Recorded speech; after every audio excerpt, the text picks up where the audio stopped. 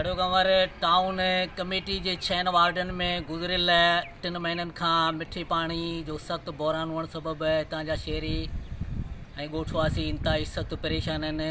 जॾहिं त शहरी फ़ी पाणी जो डम 150 खां 250 ताईं ख़रीद करण ते मजबूर आहिनि। अचो त हुन हवाले सां कड़ियो गंवर वासियुनि सां ॻाल्हि ॿोल करियूं। बाबा असां गरीब आवाज़ में पानी मिले कोन, गरीब कॉलोनी में असां पानी बिल्कुलु कोन्हे। 200-250 रुपया गाड़ी मिले थी, शाम भी लारायूं सुबुह जो भी लारायूं। असीं अटे जी करियूं या पानी जी करियूं या मुतालो गवर्नमेंट खे करियूं यार असांखे पानी ॾिनो वञे। कड़ियो गंवर शहर में पानी की सख्त खोट है।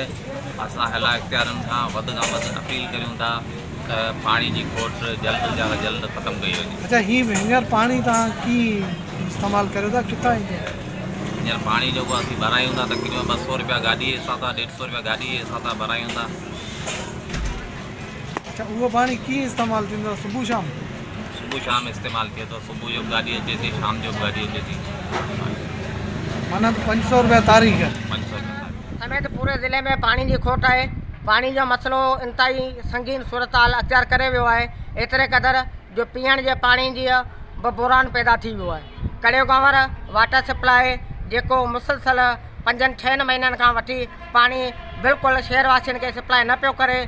पहिरें ये वाटर सप्लाई जी स्कीम जेका तलाह आहे इहो टाउन कमेटी जे हवाले हो, हाणे पब्लिक हेल्थ खाते वारनि जे हवाले आहे। पर पाणी जो वॾो बहिरान आहे। शहरवासी हिन बहिरान खे हल कयो वञे।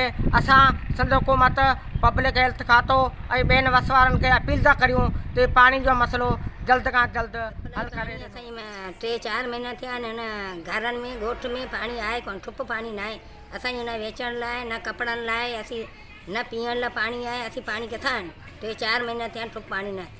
कपिड़ो गंदी माण्हू धुए ठाहे वेचे सेचे, असांखे सभु कपिड़ा मेर पिया आहिनि, असां वेची नथा सघूं। असांजे न पीअण जो पाणी आहे, परे जूं लाइनूं आहिनि, किथां आणनि पाणी?